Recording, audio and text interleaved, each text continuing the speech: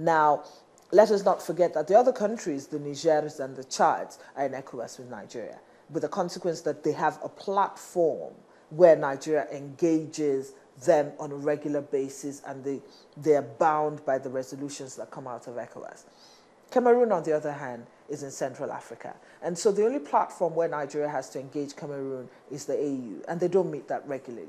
So, but Nigeria works closely, is in the process of working closely with Cameroon. Now, and I think to bring home to the fact that Cameroon must indeed work with Nigeria is the fact that a hitherto dormant Boko Haram in Cameroon has started to actually get active. In the last couple of weeks, there was the attack on 10 people, and then there was the slaughter of 40 Boko Haram insurgents in Cameroon. So basically what that means is that Boko Haram is starting to get active in Cameroon, and so Cameroon now necessarily must engage with Nigeria and stamping out insurgency. Another issue, of course, that makes it exceedingly pertinent that Nigeria work with the Cameroon is that to the east of Sambisa Forest is Cameroon. Cameroon borders Sambisa Forest to the east. And of course, with the vast land, 35,000 square meters of land in Sambisa Forest, obviously, with Cameroon now manning their own end of Sambisa Forest, I think it makes it we're able to localize the terrorism problem, and Nigeria working closely with them means that it's easier to localize them within the Sambisa Forest, and Nigeria can tackle insurgency a bit more effectively. Now, the issue of Chibok abduction raised international interest. It brought international interest and a sort of a searchlight on Nigeria now. What's your take on the international support for fighting terrorism? Is that something to be happy about? Well, the abduction of the Chibok girls brought national interest, and it's a good thing that there was the national interest. There's a national outcry. The Bring Back Our Girls hashtag has become a national symbol, an international symbol, I apologize. But prior to that, the United States Congress had actually listed Boko Haram as an international terrorist organization.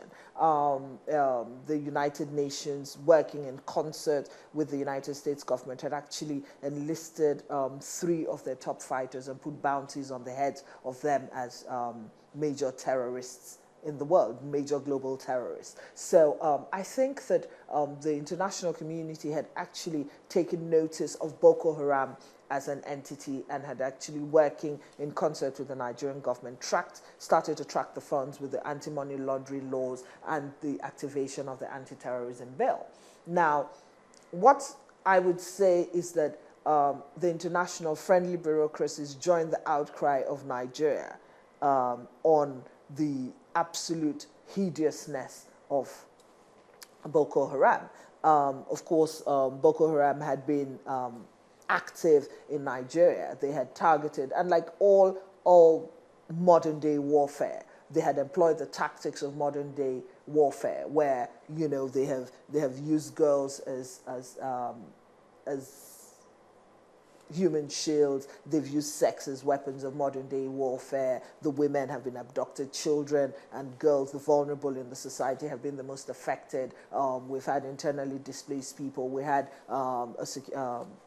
a refugee situation. But I'm glad that the world started to actually join the Nigerian government in condemning, and Nigerians as a whole, in condemning these acts of the abduction of the Chibok girls. Now, what do I think about it? I think it was President George Bush that said, terrorist anywhere in the world is terrorist everywhere in the world. Post 9/11, the British government came up with R2P, the right to protect. And so basically it's about international consciousness. Let's not forget that Nigeria as a country has gone to certain countries that have been in trouble at different different times in our history. The Nigerian government has sent people to the entire Mano River Basin, to Liberia, Sierra Leone. We have gone to Darfur. We've been in Darfur. We were in the Balkans in Sarajevo when they had their problems. We have recently been in Central African Republic.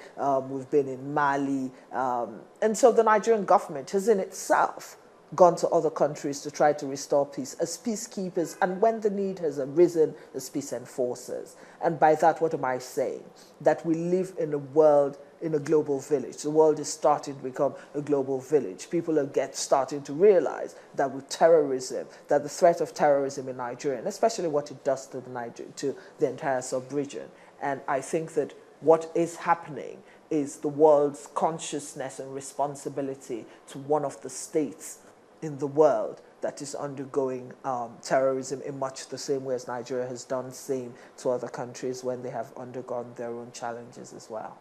Now, there's this document that's been going round online about the Boko Haram being a CIA covert operations in Nigeria.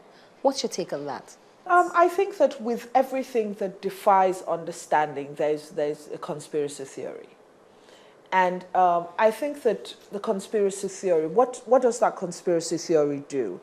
I think it raises to the consciousness of people that, you know, we're dealing with, that we could be dealing with something which is really big. But then, you know, while not discountenancing that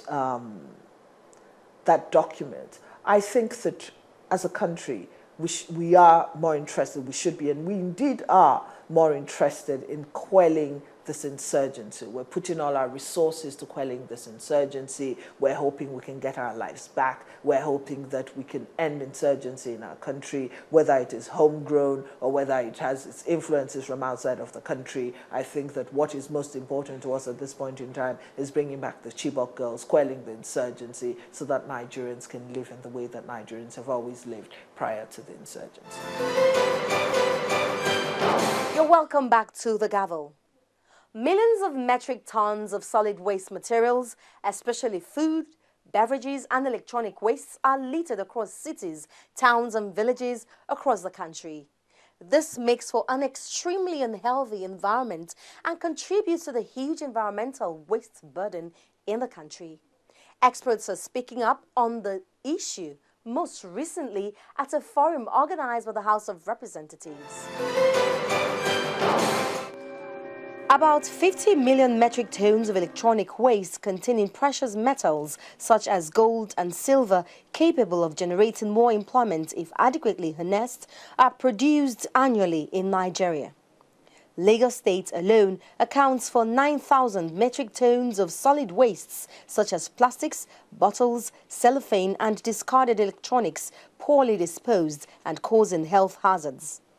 These were the positions of experts in environment and waste management at a meeting with lawmakers on the dangers of not giving attention to the implementation of Extended Producer Responsibility (EPR) at all levels of decision-making in government. NESRA should develop EPR implementation strategy, guidelines for EPR, including timeline and targets for implementation, and even a roadmap. NESRA should develop guidance on the establishment and operation of waste collection points and centers. The National Assembly should speedily pass a law ensuring successful implementation of EPR by all industry sectors and other relevant stakeholders in the country. Lawmakers met key players in environment, waste disposal, product manufacturing and distribution to devise means of ensuring strict enforcement of laws and compliance for a cleaner and healthier environment. Our objectives are as follows. 1. To create public awareness on the ever-growing problem of waste generation and poor waste control, including reuse and recycling. To bring to the consciousness of all key stakeholders the need to buy into the extended